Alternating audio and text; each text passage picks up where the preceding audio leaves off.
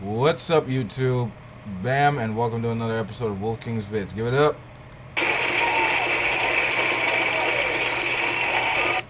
We got a good episode for you today. This video is going to be a response to Mr. Ken Jones. He's going to talk to us about the hypocrisy of atheists. Let's listen.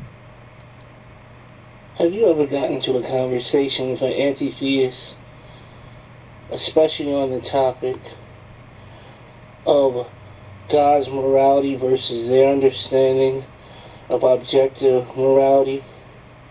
And we get into this whole matter of such things as God's sovereignty and why, because God is creator of the heavens and the earth and all that are in them, how that gives God the inherent right to control all his creation.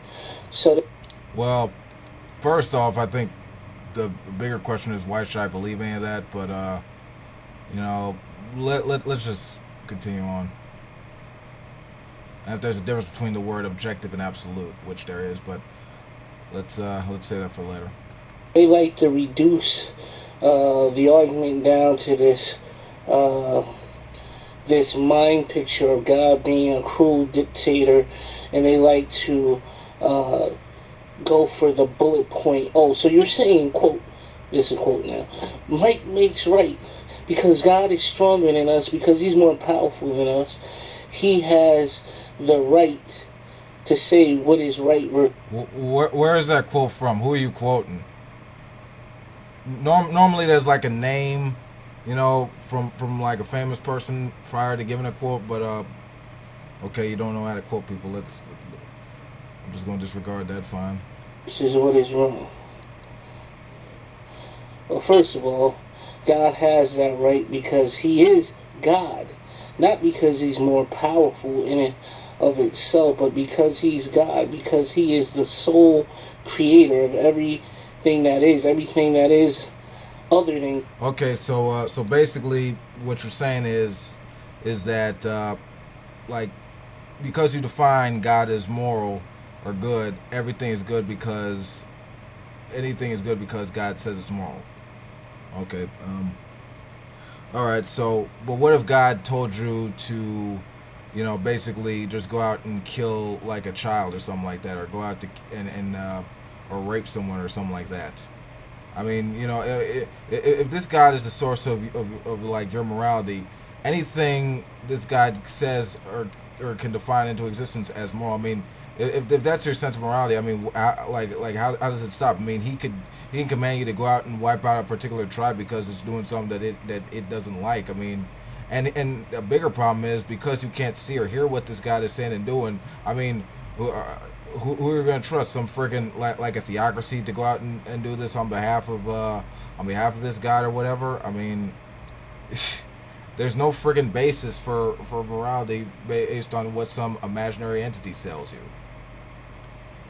God is a derivative of his will. It is an expression of his will that only came into being because of his purpose for it to come into being, his willing it to be so, and his accomplishing it through his power. But the hypocrisy of that anti-theistic argument, and again I say the hypocrisy of that anti-theistic argument, is that the anti-theists otherwise love might makes right, and so does much of the atheist community. I say it again, whenever the anti-theists or a strong atheist accuse God of... Dude, no one accuses your deity of anything because atheists by definition don't believe your freaking deity exists. There's a lack of sufficient evidence to support that. So you're talking gibberish. Make your fucking point already. Come on. Might makes right, and they shape it out to be something wrong with that. They are making a hypocritical argument. They are two-faced. You might say, how is that? Well, ask them, how in the world where there is no moral absolute, which would be God, they're claiming that there is no God, or if there is a God, they don't like him, particularly the true and living God, the God of the Bible. So you ask them how they account for their morality.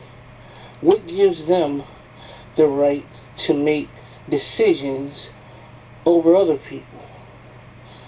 And they'll give you 9.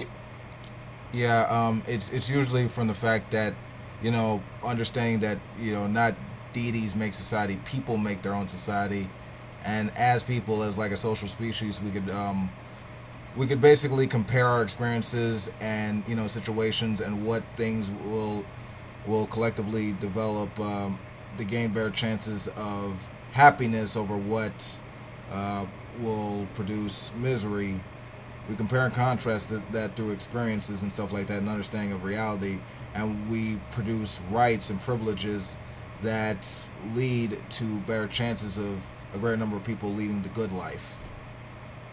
All right, now that's refined morality, and see, the differences between that and some divine command morality is that it's not because some God says so or because it says so in this book. It's based on an understanding of reality, not an assertion of authority. So that's the superiority of secular morality over that. But what's your case? Times out of 10 or so, it seems, the answer of consensus. Get that means to amass more than one person and larger groups, a majority of people, to agree upon something, agree upon standards of what they consider socially acceptable versus socially unacceptable, and from out of that majority, they make the laws. They govern. Now, what happens if the minority does not agree with them and challenges them? There may be debate back and forth, but what happens? Ultimately, the majority wins because the majority will eventually, by force, impose their will as the majority, and as having more numbers and by extension more power, more force, they will impose their will on the minority. That's where you gotta ask backwards, friend. See, the thing is, yeah, typically majority might rule, but see, the thing is, minorities have rights as well. Okay, and usually, as I said before, when you come to a consensus on things, it's usually through evidence and reason and rationality, facts and figures, and not through dogmatism or faith or authority, because these things tend to have biases that we ignore for the sake of social progress. But this is my video, this is my response. You don't know what you're talking about, Ken. Dare to know. Alright, this has been Wolf King. Peace out. If you like this video, you know what to do. Ciao.